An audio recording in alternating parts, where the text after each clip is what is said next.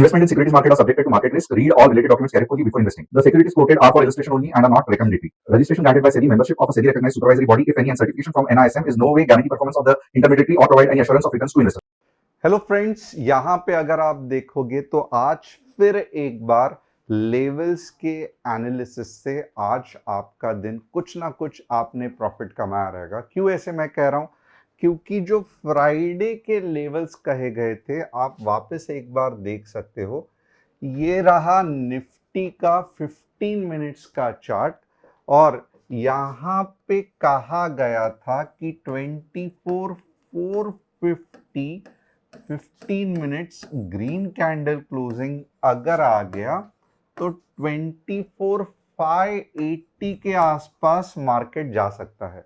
अब क्योंकि ये 450 के आसपास मार्केट ओपन हो गया और ये रही वो ग्रीन कैंडल, तो पहली चीज कि भले हमको कितना भी लगने दो कि मार्केट साइडवेज कंसोलिडेट करने वाला है और फिर नीचे आ सकता है, बट यहां पे आप देख सकते हो कि लेवल्स यानी कि मार्केट जहां पे ओपन हुआ और सस्टेन हुआ यानी कि टिका रहा।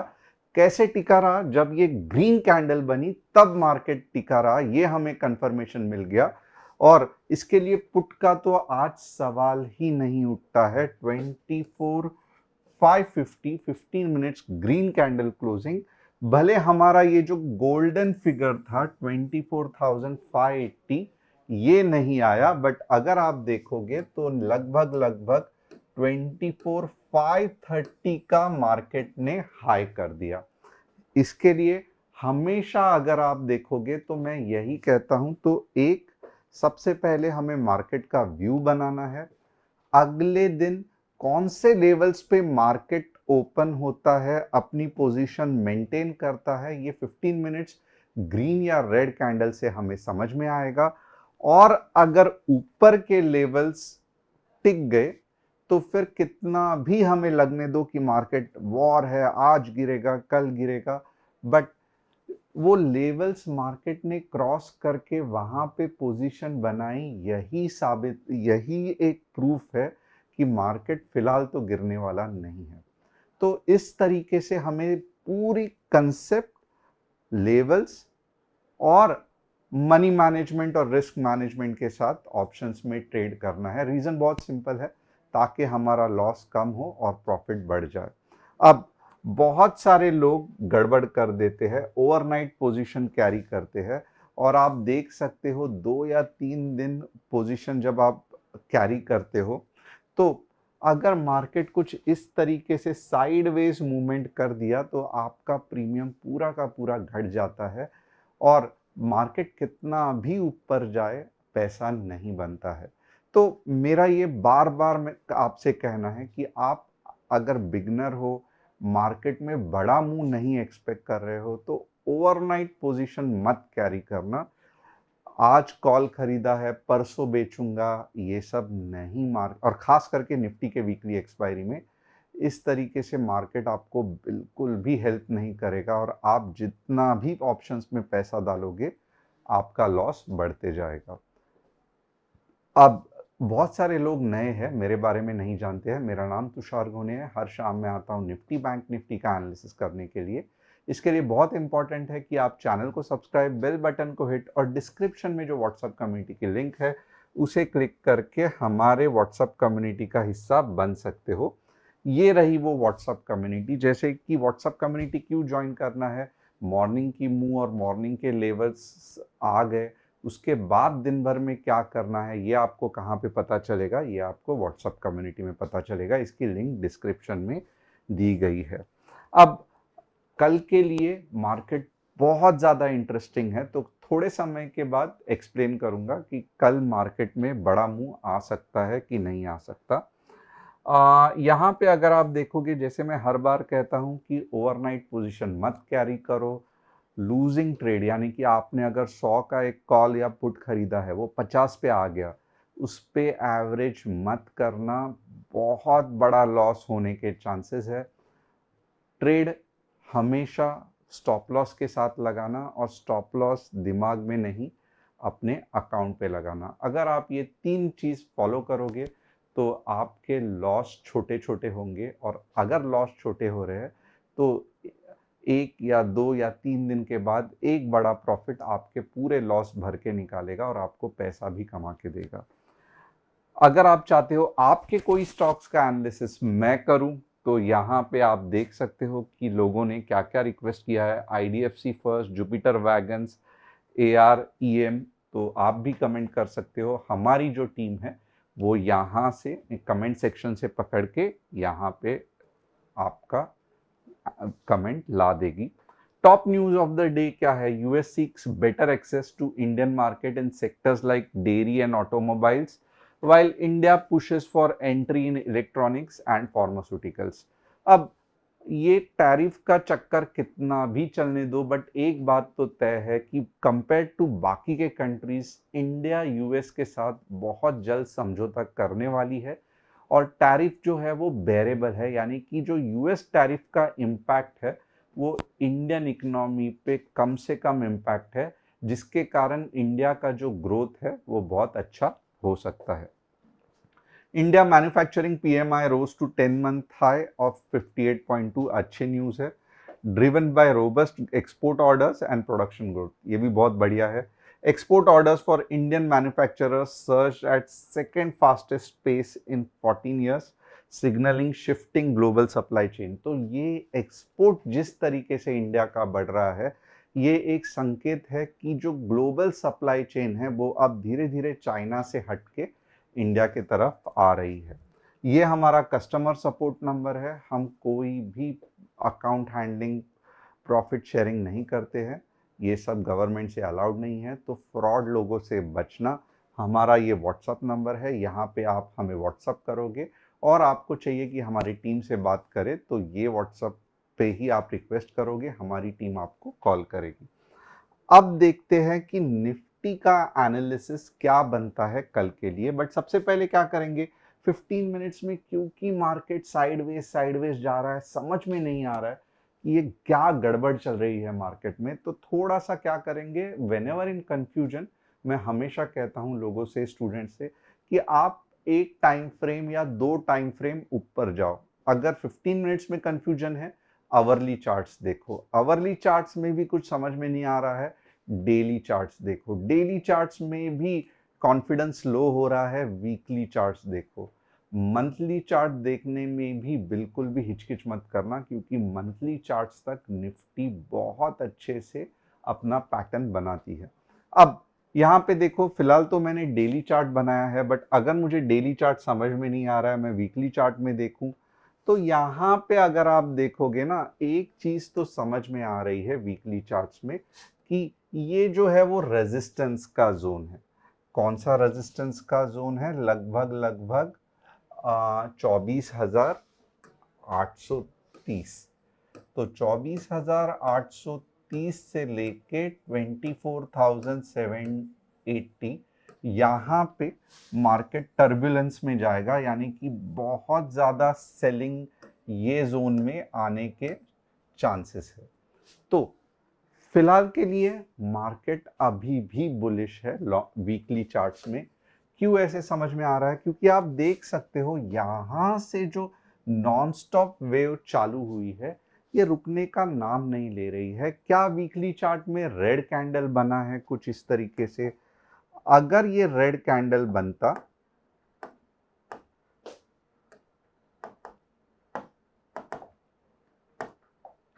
अगर ये रेड कैंडल बनता कुछ इस तरीके से, तो मैं क्या कहता कि रुक जाओ थोड़ा सा, मार्केट कंसोलिडेट होके फिर ऊपर जा सकता है।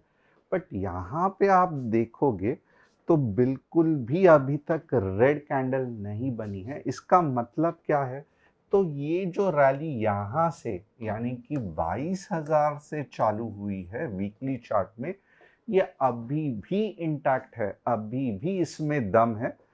ये दम कब निकलेगा? बट ऑब्वियसली जब मार्केट 24,000, यानी कि ये जो ग्रीन कैंडल है ना वीकली में, इसके नीचे अगर दूसरी वीकली कैंडल रेड में क्लोज हो जाएगी तो इसका दम निकल सकता है। तो एक चीज है, 24 के वीकली कैंडल क्लोजिंग जब तक नहीं होता है, मार्केट साइडवेज जाएगा, मार्केट 24,200 तक पुल बैक करके वापस भी जाएगा, बट कोई भी कंफर्मेशन मार्केट नहीं दे रहा है हायर टाइम फ्रेम में। ये हायर टाइम फ्रेम कहते हैं, वीकली, मंथली, ये सब हायर टाइम फ्रेम है। और यहाँ पे अगर कुछ कंफर्मेशन मिल गया तो मार्केट भले कितना भी उछल कूद करने दो, ओवरऑल मार्केट ये कंफर्मेशन या ये एनालिसिस के हिसाब से काम करेगा। तो ये एनालिसिस से हमें क्या पता चल रहा है, जब तक फ्राइडे की कैंडल, फ्राइडे क्योंकि एक हफ्ता क्लोज हो जाएगा तो एक वीकली कैंडल बनेगी, जब तक फ्राइडे की कैंडल 24,000 के नीचे नहीं क्लोज होती है, हमें थोड़ा सा फूक फूक के पुट लेना है। ऑफ कोर्स अगर वॉर हो गया तो, या जो भी हम सोच रहे हैं अगर बड़ा कुछ हो गया तो 24,000 क्या 23,000 भी एक दिन में ही आ जाएगा। बट अगर सब कुछ नॉर्मल है तो ये पता चलता है कि 24,000 ही एक इम्पॉर्टेंट इंडिकेशन है कि 24,000 के नीचे की क्लोजिंग मार्केट को और नीचे लेके जाएगी। तो ये मुझे इंफॉर्मेशन कहाँ से मिली? वीकली चार्ट से मिली। मेरी डेली चार्ट का इंफॉर्मेशन क्या है? तो डेली चार्ट का इंफॉर्मेशन देखोगे ना, थोड़ा सा अजीब है। यहाँ पे अगर आप देखोगे तो एक चीज समझ में आ रहा है, यहाँ पे मार्केट ने अच्छा खासा सेलिंग करनी चाहिए, बहुत अच्छी सेलिंग करनी चाहिए, बट नहीं कर पाई। इमीडिएटली बायर्स आ गए, वापस बायर्स वीक थे तो वापस मार्केट ने सेलिंग करनी चाहिए, नहीं कर पाए, वापस बायर्स आ गए। तो आप देखोगे ना, बायर्स मुंह तोड़ जवाब दे रहे हैं सेलर्स को। कैसे पता चला? क्योंकि आप देखोगे यहाँ पे जब सेलर्स आते हैं तो कंटिन्यूअस रेड कैंडल्स बनाते हैं, 1 2 3 4, और जो ग्रीन कैंडल रहती है वो हार्डली 1 या 2 रहती है। बट यहाँ पे ऐसे नहीं हो रहा है, सेलर्स जो है वो नहीं कब्जा कर पा रहे हैं, हार्डली 1 या 2 दिन, और वो भी दोजी के सेलिंग के बाद बड़ी बड़ी, या ऑलमोस्ट अभी लग रहा है कल या परसों, अगर वॉर के कुछ इश्यूज नहीं रहे तो बड़े बड़े कैंडल्स बनने के चांसेस है। अब ये तो मुझे समझ में आया। यहाँ पे मैं डेली चार्ट में पुट के लिए कब सोचूंगा? तो बहुत ऑब्वियस है कि या क्योंकि ये दोजी बना है तो 24,200 15 मिनट्स रेड कैंडल क्लोजिंग एक भयंकर डाउन साइड आ सकता है 24K के लिए।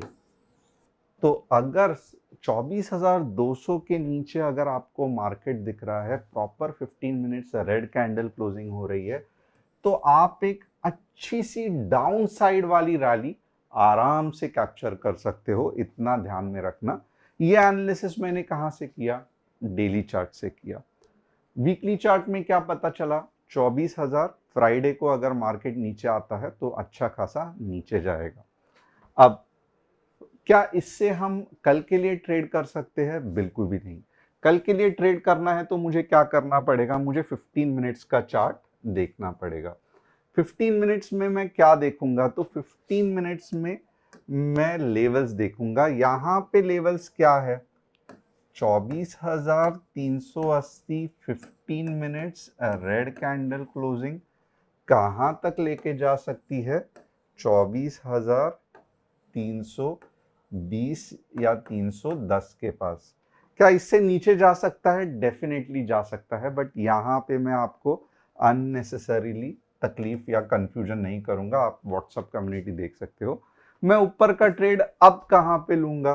तो मैं ऊपर का ट्रेड अब 24,530 15 मिनट्स ग्रीन कैंडल के आसपास ही लूंगा, और 24,580 मेरा टारगेट 1 होगा, और 24,640 या 30 पकड़ लो, मेरा टारगेट 2 होगा। अब आप पूछोगे इसके बीच में मैं क्या करूं? 24,530 से लेके 24,000 380 यानी कि 24,380 से लेके, क्योंकि 24,530 के ऊपर आप, 24,380 के नीचे डाउन, तो ये अगर बीच में मार्केट ओपन हुआ तो या ट्रेड करते रहा तो मैं क्या करूं? ये बहुत रिस्की नो ट्रेड जोन है। यहाँ पे ट्रेडिंग एक्चुअली आपको नहीं करनी है, क्योंकि जंबल अप हो गया है, ना बायर्स पावरफुल है ना सेलर्स पावरफुल है। तो आपके स्टॉप लॉस बार बार हिट होंगे और बड़ा मूव आप कैप्चर नहीं कर पाएंगे।